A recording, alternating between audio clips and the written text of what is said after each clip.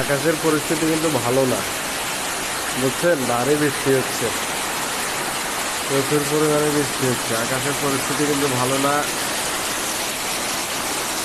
ভারী বৃষ্টিপাত হচ্ছে।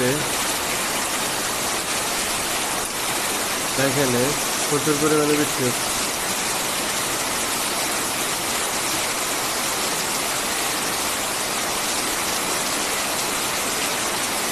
এমনটা হতে থাকলে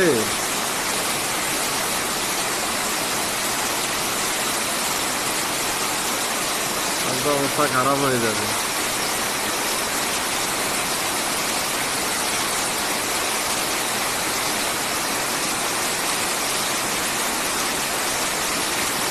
আল্লাহ আমাদের সবাইকে হেফাজত করুক।